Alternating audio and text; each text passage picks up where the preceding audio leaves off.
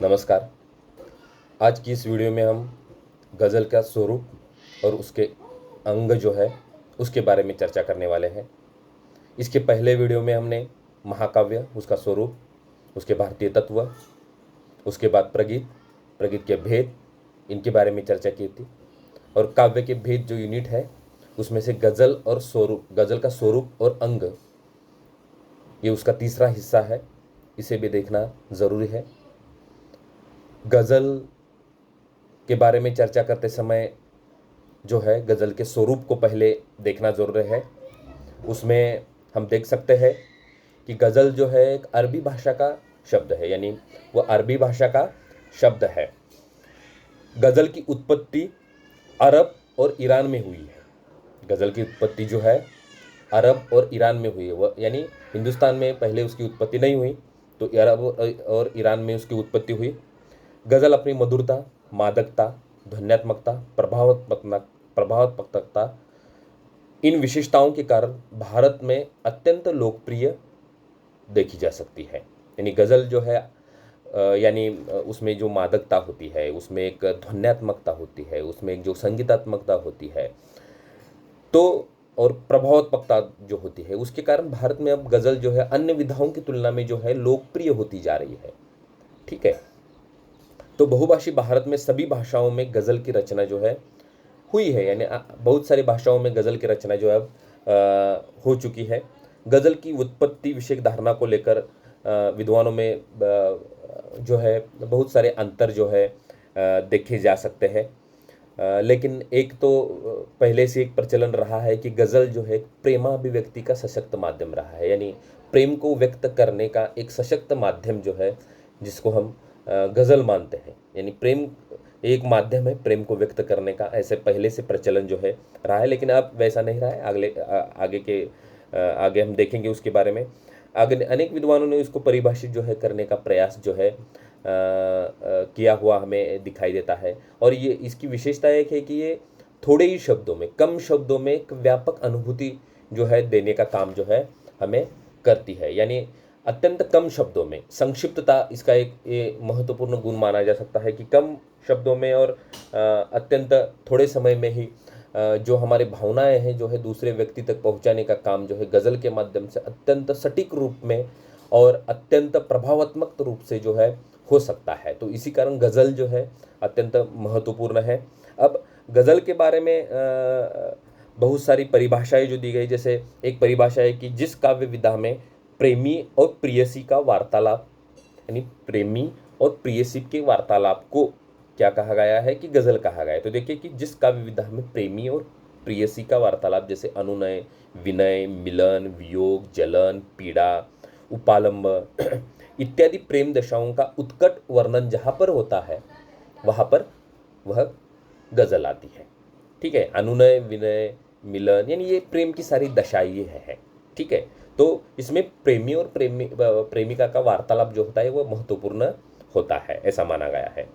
उसके बाद दूसरे एक परिभाषा मानी जाती है कि गज़ल शब्द का दूसरा अर्थ शिकारियों से घिरे हुए हिरन की करुणाजनक चीखें, यानी शिकारियों द्वारा घिरे जाने से हिरन जैसे चिल्लाती है, चीखती है, उसको गज़ल माना जाता है। इसी के आधार पर गज़ल को जो है कई लोगों ने जो है परिभाषित जो है करने का प्रयास किया है। जैसे देखिए, जिस पद्य रूप में शिकारी के तीर चुभने के बाद हिरन जिस हृदय स्पर्शी आर्तता से कराहता है, यानी शिकारी के द्वारा जो है बाण चलाने के बाद जब हिरन जो है आहत हो जाती है, जिसे हम जख्मी कहते हैं, जख्मी हो जाती है, तो उसका हृदय स्पर्शी जो है चिल्लाना जो होता है, उसमें जो एक बेबसी होती है, निर्दयता होती है, उसी प्रकार दुनिया की अस्थिरता, दर्दमंदी का अक्सर जिक्र किया जाता है, उसे गज़ल कहा जाता है। यानी दुनिया में जिस प्रकार इसके, यानी ये परिभाषा जो फारूकी ने एक विद्वान है उन्होंने दी है, उनके अनुसार हम ये बात बोल सकते हैं कि जिसमें एक दर्द भरी कराह होती है उसको गज़ल कहा जा सकता है। जैसे हिरन को बाण लगने से उसका हृदय स्पर्शी जो है चीखने चिल्लाने की जैसे आवाज़ आती है, उसी तरह गज़ल में क्या होता है कि एक हृदय स्पर्शी जो वर्णन होता है, या किसी का दर्द भरा वर्णन जो है गज़ल के माध्यम से बाहर जो है आता है।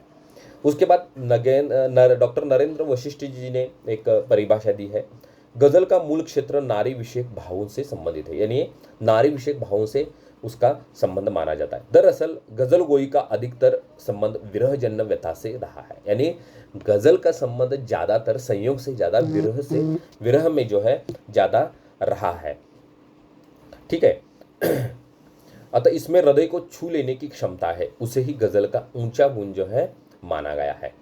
उसके बाद सुप्रसिद्ध गज़लकार रुद्र काशिकेय ने भी एक उसकी परिभाषा दी है कि गज़ल कभी कभी अपने शाब्दिक अर्थ में सीमित नहीं रही, इसकी व्यापकता की परिधि सदैव भिन्न भिन्न प्रकार के भावों और विचारों से भरी पूरी रही है। गज़ल में ईश्वर प्रेम के साथ साथ सांसारिक प्रेम की भी अभिव्यंजना हुई है, यानी गज़ल में जो है ईश्वरीय प्रेम के साथ साथ सांसारिक प्रेम का जो है वर्णन अच्छी तरीके से किया हुआ दिखाई दिया। जैसे हमने पहले देखा है कि गज़ल एक प्रेमाभिव्यक्ति का सशक्त माध्यम है। और नगेंद्र जी ने भी एक परिभाषा दी है, उनका मानना है कि गज़ल उर्दू का सर्वाधिक प्रसिद्ध और एक सरस भेद है, उसका स्थायी भाव जो है प्रेम है, जिसमें रहस्यानुभूति, मस्ती, धार्मिक विद्रोह आदि भावनाएं सांचारिक रूप से ओतप्रोत रहती है। यानी यहाँ पर देखिए कि ये उर्दू का एक सरस भेद उन्होंने कहा है, जिसका स्थायी भाव इन्होंने प्रेम माना है। ठीक है। तो इन विद्वानों की जो परिभाषा है, तो देखने के बाद हमें पता चलता है कि गज़ल का स्वरूप किस प्रकार से है। तो एक अब तो हमने देखा है कि गज़ल प्रेमाभिव्यक्ति का सशक्त माध्यम है, गज़ल थोड़े शब्दों में ही एक व्यापक अनुभूति देती है, गज़ल में प्रभावात्मकता के दर्शन होते हैं, गज़ल में थोड़े ही शब्द में जैसे गागर में सागर भरने की शक्ति होती है, गज़ल में दर्द भरी भावनाओं का चित्रण करने का एक जज्बा होता है। ठीक है। तो इस तरह से गज़ल जो है गज़ल के स्वरूप को हम देख सकते हैं। तो इतना आप ध्यान में रखिए कि गज़ल एक अरबी भाषा का शब्द है और गज़ल की उत्पत्ति जो है अरब और ईरान में हुई दिखाई देती है। और दूसरी एक बात देख सकते हैं कि अरब से ईरान में और ईरान से उर्दू में और उर्दू से हिंदी में गज़ल शब्द जो है आया हुआ हमें दिखाई देता है। तो गज़ल की विशेषताओं में हम देख सकते हैं कि गज़ल एक प्रेमाभिव्यक्ति का सशक्त माध्यम है। गज़ल जो है संप्रेषक के रूप में, यानी भावनाओं का आदान प्रदान करने में एक सशक्त एक माध्यम के रूप में, एक विधा के रूप में हमारे सामने जो है आता है। ठीक है। उसके बाद जो है गज़ल के बारे में यदि आगे चर्चा करनी है तो एक गज़ल हम देखेंगे और उसके ऊपर जो है गज़ल के विभिन्न जो अंग हैं उसको हम देख सकते हैं। जैसे देखिए कि एक यहाँ पर एक गज़ल है, देखिए कि मैं उसको पढ़ता हूँ। कोई पास आया सवेरे सवेरे, मुझे आजमाया सवेरे सवेरे, मेरी दास्तां को ज़रा सा बदल कर मुझे ही सुनाया सवेरे सवेरे, जो कहता था कल तक संभलना संभलना, वही लड़खड़ाया सवेरे सवेरे, कटी रात सारी मेरी मई कदे में, खुदा याद आया सवेरे सवेरे। ठीक है। तो यह जो गज़ल है और इसके विभिन्न अंग है इसमें। ठीक है। जैसे देखिए अब गज़ल के जो अंग है उसमें पहला आता है कि शेर। अब शेर किसे कहा जाता है, तो दो पदों से मिलकर शेर बनता है। जैसे यहाँ पर देखिए कि कोई पास आया सवेरे सवेरे, मुझे आजमाया सवेरे सवेरे, तो ये क्या है, ये एक शेर है। तो दो पदों से मिलकर जो है एक शेर बनता है। ठीक है, समझ में आ गई बात। तो दो पदों से मिलकर एक शेर बनता है। और उसके बाद है मिसरा। मिसरा यानी क्या, शेर का एक पद जिसे उर्दू में हम मिसरा कहते हैं। शेर का एक पद जिसे उर्दू में मिसरा कहा जाता है। जैसे देखिए कि कोई पास आया सवेरे सवेरे, जैसे एक पद है ये, इसे हम क्या कहेंगे, मिसरा कह सकते हैं। उसके बाद रदीफ, यह पूरी गज़ल में क्या रहता है, एक स्थिर रूप में रहता है, मिसरे के अंत में आता है, यानी मिसरे के अंत में जो है यह आता है। अब रदीफ क्या है, तो यहीं पर हम देखेंगे। जैसे देखिए कि यहाँ पर सवेरे सवेरे जो आया है वह क्या है, रदीफ है, ये काफिये के बाद में आता है। जैसे देखिए आया आजमाया काफिया है और उसके बाद में सवेरे सवेरे जो आया है वह क्या है, रदीफ है। कोई पास आया सवेरे सवेरे, मुझे आजमाया सवेरे सवेरे, या मुझे ही सुनाया सवेरे सवेरे, खुद आया सवेरे सवेरे, या कहीं लड़खड़ाया सवेरे, वही लड़खड़ाया सवेरे सवेरे। तो सवेरे सवेरे ये क्या है, रदीफ है जो काफिये के बाद में आता है। ठीक है। अब काफिया यानी क्या, तो गजल के शेरों में रदीफ से पहले आने वाले शब्दों को हम काफिया कहते हैं, जिनके अंतिम अक्षर स्थायी होते हैं। जैसे देखिए अंतिम अक्षर मैंने कहा, अब यहाँ पर जैसे रदीफ में शब्द होते हैं जो स्थायी होते हैं, जैसे सवेरे सवेरे, लेकिन काफिये में जो शब्द होता है उसके अंतिम अक्षर जो होते हैं वो स्थायी होते हैं, और पहले जो होते हैं वो चंचल होते हैं, वो बदल सकते हैं।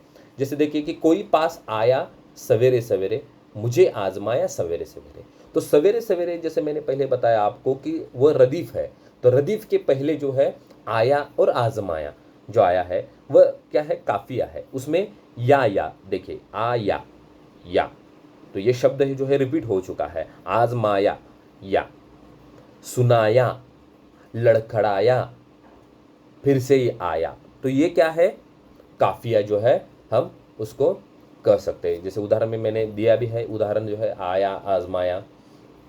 उसके बाद देखिए मतला, मतला यानी गजल के पहला जो शेर होता है उसको हम मतला कहते हैं। गजल के पहले शेर को जो है मतला कहा जाता है। ठीक है, गजल का पहला शेर उसे हम मतला कहते हैं। जैसे कोई पास आया सवेरे सवेरे, मुझे आजमाया सवेरे सवेरे, तो ये मतला हो गया। ठीक है। उसके बाद देखिए मक्ता जो आता है वो गजल का अंतिम शेर होता है। गजल के अंतिम शेर को हम क्या कहते हैं कि उसका मक्ता कहते हैं। तो गजल के अंगों में महत्वपूर्ण कौन से हैं, शेर 2 पदों से मिलकर बनता है, मिसरा जो शेर का एक पद जिसे उर्दू में मिसरा कहा जाता है, यानी शेर 2 पदों से मिलकर बनता है, और उसका एक पद, शेर का एक पद वो मिसरा होता है, जिसमें उर्दू में हम उसे मिसरा भी कहते हैं। रदीफ यह पूरी गजल में स्थिर रहता है, यह मिसरे के अंत में आता है, जैसे सवेरे सवेरे यह आता है, और काफिये के बाद में आता है। काफिया यानी रदीफ के ये पहले आता है, और इसका अंतिम अक्षर जो होता है वह स्थायी होता है, और उसके पहले अक्षर जो होते हैं वह चंचल होते हैं, जैसे आया, आजमाया, जैसे इस उदाहरण में भी हमने देखा है। ठीक है। उसके बाद मतला है, मतला यानी गज़ल का पहला शेर, मक्ता यानी गज़ल का अंतिम शेर। तो इन गज़ल के अंगों को हमने बारीकी से जो है यहाँ पर चर्चा यहाँ पर हमने की है। तो गज़ल जो है मनुष्य की विभिन्न भावानुभूति को, विभिन्न भावनाओं या विभिन्न मन में उठने वाले विभिन्न उद्विग्नों को जो है बाहर निकालने का काम जो है, या दूसरों तक संप्रेषित करने का काम जो है, गज़ल के माध्यम से बखूबी एक अच्छी तरीके से हो जाता है, ऐसा हमें दिखाई देता है। और गज़ल जो है पहले जो है गज़ल देखिए कि जैसे मैंने पहले भी आपको बताया कि गज़ल प्रेमाभिव्यक्ति का एक सशक्त माध्यम जो है माना जाता था, लेकिन अब उसमें बदलाव आ चुका है। जैसे दुष्यंत कुमार जैसे गज़लकारों ने जो है उसमें, या धूमिल जैसे गज़लकारों ने, या उसमें जो है बहुत सारे बदलाव किए हुए हमें दिखाई देते हैं। यानी गज़ल केवल प्रेमाभिव्यक्ति का माध्यम न होकर सामाजिक समस्याओं को चित्रित करने वाला एक माध्यम है। ये ठोस रूप में बताने का काम दुष्यंत कुमार जैसे गज़लकार ने किया हुआ हमें दिखाई देता है। यानी जैसे उन्होंने कहा भी है कि यहाँ की हर सड़क तिजोरी तक जाती है, मुझे मालूम है कि पानी कहाँ ठहरा हुआ है। यानी ये क्या है, एक राजनीति के ऊपर किया हुआ व्यंग्य यहाँ पर दिखाई देता है। यानी गज़ल इसमें देखिए यहाँ पर प्रेम का वर्णन तो नहीं है, यानी गज़ल में केवल प्रेम का वर्णन किया जाता है, ऐसा ये बात जो है इस युग के गज़लकारों ने जो है झूठी साबित कर दी है। ठीक है। तो गज़ल जो है प्रेमाभिव्यक्ति के साथ साथ सामाजिक समस्याओं का चित्रण करने का एक सशक्त माध्यम, एक सशक्त विधा के रूप में आज जो है उभर कर हमारे सामने जो है आई हुई है। लेकिन अन्य विधाओं की तुलना में जो है यह बहुत ही क्या कह सकते हैं हम उसे, कि भावनाओं को संप्रेषित करने में एक अच्छी विधा हम उसे मान सकते हैं। जैसे देखिए कि एक गज़ल मैंने पढ़ी थी कि एक शेर पढ़ा था मैंने कि कि गज़ल में जैसे गज़ल मैंने एक पढ़ी थी, यानी वैसे बहुत सारी गज़लें हैं, लेकिन एक गज़ल जो है मुझे बहुत सुंदर लगी थी कि सैर कर दुनिया की गाफिल जिंदगानी फिर कहा, सैर कर दुनिया की गाफिल जिंदगानी फिर कहा, जिंदगानी अगर रही तो नौजवानी फिर कहा। तो ये गज़ल की एक ताकत है कि छोटे छोटे भावों को भी एक बड़ा रूप देकर जो है लोगों तक संप्रेषित करने का काम जो है गज़ल करती है। और गज़ल आज एक प्रमुख विधा के रूप में हमारे सामने आ रही है। तो आज के इस वीडियो में इतना ही काफ़ी है। धन्यवाद।